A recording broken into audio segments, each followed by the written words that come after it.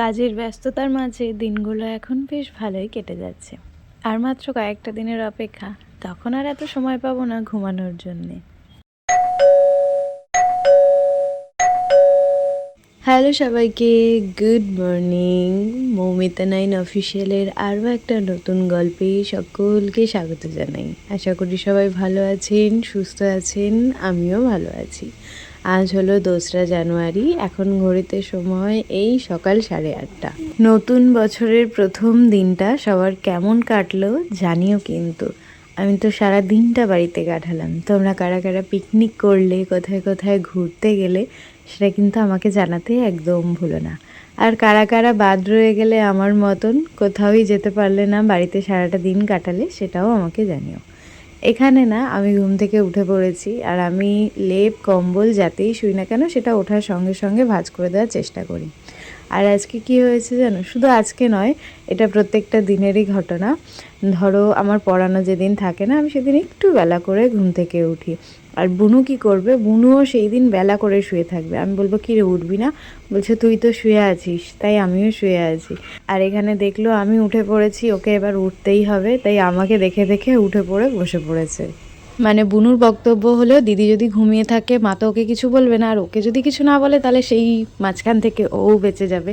তাই আমি যদি কোনো দিন সকালবেলা উঠে পড়াতে বসে পড়ি, তাহলে ওর টাইম মতন সকালবেলা উঠে পড়ে, বেশি বেলা করে না।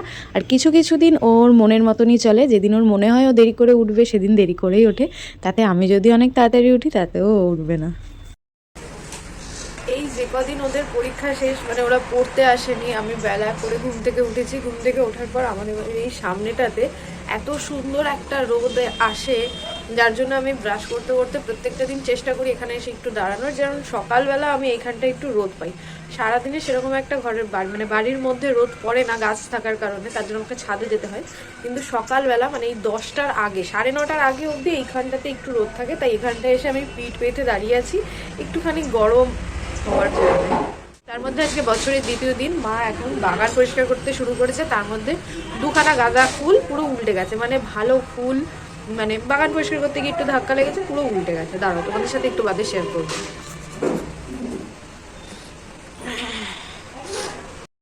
ভিডিওটা সবাই কোথা থেকে দেখছেন অবশ্যই জানিয়ে যাবেন।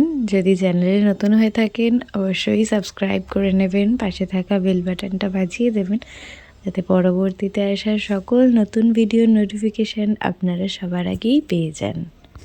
দেখো এই দিকটা সবে শুরু করেছে, টগর গাছটা যেটা ছিল ওটাকে পুরো কেটে সাফ করে ফেলেছে। এইবার এই যে গাঁদা গাছগুলো রয়েছে, এই গাছটা গেছে, আর তার সাথে গেছে ওই সামনের। হ্যাঁ, নতুন বছর, আমি ভেবেছিলাম আমি যেভাবে কাজ এগোবো তাতে হয়তো এতদিনে আমার ঘর চালু হয়ে যেত। তো এখনও আমার ঘর অসমাপ্ত হয়েই পড়ে রয়েছে, এখনও কাজ হয়নি, কারণ রঙের কাউকে পাওয়া যাচ্ছে না। সেই যে কারেন্টের লোক, রঙের লোক কেউ আসছে না। মানে কারেন্টের লোক আসছে, কিন্তু রঙের লোক না আসার কারণে আমার কাজ হচ্ছে না। আর গতকালের কিছু জামা কাপড় ছিল, সেগুলো এখন মানে ভেজা থাকলে এখানেই রাখা থাকে, পরে নিয়ে ওপরে দেওয়া হয়। আর আমার ঘরে এই যে আলমারিটা ছিল, এই আলমারিটাকে এখন ওপরে তোলা হবে, মা ওপরে রাখবে, আর আমার এই ঘরে নতুন একটা আলমারি একটা রাখা হবে। প্রথমে আমি নিজেই চিন্তায় ছিলাম কিভাবে ঘরের মানে কার্পেটটা পাতবো, তারপর তো বাবু ওটাকে মার্বেল করে দিল, বেশ ভালো। এখন সমস্যায় পড়েছি কবে রঙের লোক আসবে তবে রং হবে, কারণ অর্ধেক কারেন্টের কাজ হয়ে পড়ে রয়েছে। আর তার মধ্যে এই আমার খাটটা এই ঘরের মধ্যেই তোলা হবে, কিন্তু বাবু এখন বলছে খাটটাকে নতুন করে আবার পালিশ করে নতুন ঘরে তোলা হবে, তার জন্যে এটাও আটকে রয়েছে। কদিন আসা হয় না এই বারান্দায়, সেই যে কবে বারান্দাটা পরিষ্কার করে রেখে গেছি। একটু একটু ধুলো পড়েছে, আর তার সাথে সাথে এই তুলসী গাছের কিছু শুকনো পাতা পড়েছে, দেখো। সরস্বতী পুজো তো প্রায় চলেই এসছে, তাই আমি আর মা ভাবনা চিন্তা করেছি আমার এই ঘরটা যেহেতু আমার কাজের জন্য হবে, আমার পড়ানোর ঘর হবে, আমার নিজের ঘর হবে, আমার একটা স্বপ্নের ঘর হবে, তো এই ঘরটায় আমি সরস্বতী পুজো দিয়েই ঘরটা শুরু করব। তো তার জন্য এবার আলমারিটা ওইখানটায় রয়ে গেছে, ঠিক করে ওপর নিচে ওঠানামাও করা যায় না, তাই আজকে গোলায় কাজ না থাকার কারণে আলমারিটাকে ওপরে তুলে নেওয়া হলো। ফাইনালি আলমারিটাকে ওপরে তোলা হয়ে গেছে, আর আমি ব্রাশ হাতে নিয়ে এসে ঘুরে বেড়াচ্ছি। তো চলো যাই, গিয়ে নিচে আগে ব্রাশটা করে নিই। ব্রাশ করে ফ্রেশ হয়ে চলে এসেছি রান্নাঘরে। গতকাল ওই যে দেখালাম বিট আর গাজর গ্রেট করেছিলাম, তো ওর থেকেই যে জুসটা বেরিয়েছে সেটাই রেখে দিয়েছিলাম। এখন আমি আর বুনু ওটাই খাচ্ছি। চেয়েছি যে নিজেদের প্রতি একটু যত্নশীল হওয়া, নিজেদেরকে একটু ভালোবাসার জন্যে, তাই এই পদক্ষেপ আমার আর আমার বুনুর। কিন্তু আমি না এই বিট গাজর অনেকে দেখেছি কাঁচা খায়, গাজরটা আমি সেটাও খেতে পারি না, আমার একদম ভালো লাগে না। তাই এটা খেতে গিয়ে আমার মুখের অবস্থা ভীষণ খারাপ হয়ে গেছে, মানে হাতটাকে চেপে ধরে অবশেষে আমি খাচ্ছি। আর খাওয়ার পর মনে হচ্ছে যেন কি খেয়ে ফেলেছি, মনকে বোঝাচ্ছি যে না জল খাচ্ছি, এই ভেবে আমি খাচ্ছি। এইভাবেই পুরোটা আমি শেষ করেছি। 2 তারিখ সকালবেলা এই সবে আলমারি গুছিয়ে নামলাম, আর তার মধ্যে আমার পার্সেল চলে এসেছে। আসলে বুনুর জন্য একটা জিনিস অর্ডার করেছিলাম, তো সেটাই নেব। ওই যে পার্সেল দাদা দাঁড়িয়ে আছে। কাল থেকে এটা হলো আমার সেকেন্ড পার্সেল, মানে 2 জানুয়ারি, তো তাই মানে 2 নম্বর পার্সেলটা আমি নিয়ে নিলাম। তার মধ্যে তোমাদের সাথে একটা জিনিস শেয়ার করি। পার্সেল নিয়ে আমি ফিরছিলাম, আর আমাদের এই গোলাপ গাছটা দেখো কি সুন্দর গোলাপ হয়েছে, আর তার সাথে সুন্দর সুন্দর কুড়িগুলো দেখতে এত সুন্দর লাগছে। আর এই হলো ফুল, উফ কি মিষ্টি লাগছে ফুলটাকে দেখতে। তো চলো পার্সেলটা নিয়ে ঘরে যাই, আমাকে এবার আনবক্সিং করে দেখতে হবে এর ভেতরটা ঠিকঠাক আছে কিনা।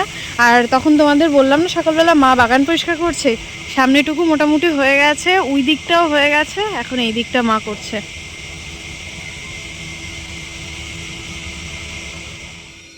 আলমারিটা তো এখানে ছিল, আলমারিটা ওই যে ওপরে তুলে দেওয়া হয়েছে। এখন পুরো সামনেটা ফাঁকা হয়ে গেছে, আর দরজার কাজও শুরু হবে। দরজার মাপ নিয়ে গেছে আজকে। আর যে জামা কাপড়গুলো ছিল এগুলো এখন ওপরে নিয়ে যাব, ওপরে মেলার জন্যে। সব পুরো ভিজে ঠান্ডা হয়ে রয়েছে।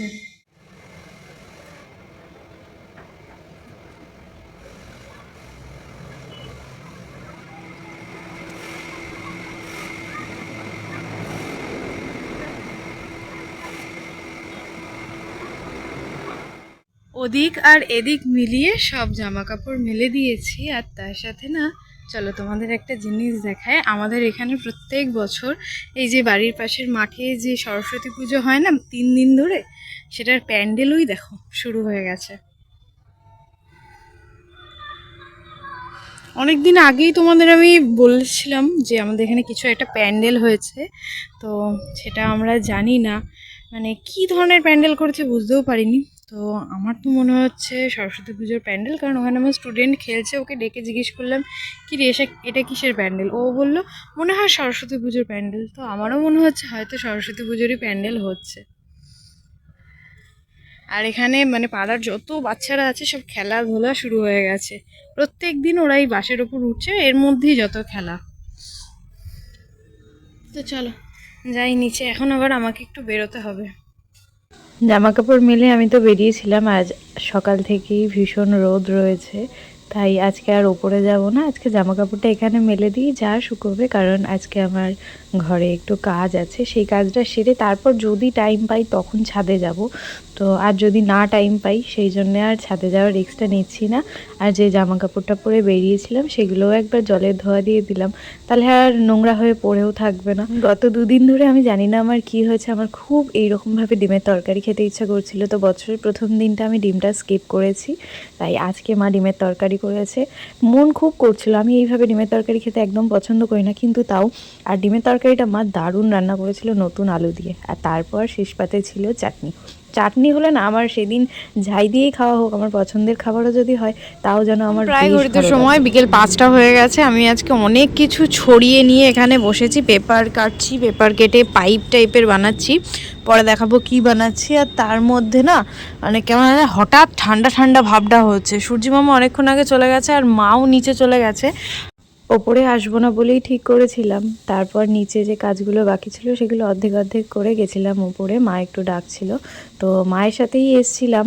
এসে মা অলরেডি নিচে চলে গেছে, আমি এখনও উপরে রয়েছি, আমার কাজ তখনও শেষ হয়নি। ওদেরকে পড়িয়ে ছেড়ে দিলাম, আর তার মধ্যে বাবু আজকে এনেছে এখানে চপ আর বেগুনি। আমি আর মা চপের, আর বুনু হলো বেগুনির। আর বাবু যেহেতু এখন তেলে ভাজা একদমই খাচ্ছে না, তাই বাবুর জন্য আর আনা হয়নি। সন্ধেবেলাটা যদি এরকম গরম গরম চপ বেগুনি পাওয়া যায় তাহলে কেমন লাগে আমাকে জানিও তো। আমার তো বেশ ভালো লাগে চপ খেতে। আর মায়ের তার সাথে ছিল 1 কাপ চা। আজকে আমাদের রাতের ডিনার হলো গরম গরম আলুর তরকারি, তার সাথে পরোটা আর আপেল। তো আজকের মতন এখানেই শেষ করি। সবাই ভালো থাকবেন, সুস্থ থাকবেন। নেক্সট ব্লগে খুব তাড়াতাড়ি দেখা হচ্ছে। ভালো লাগলে একটা লাইক করবেন, শেয়ার করবেন।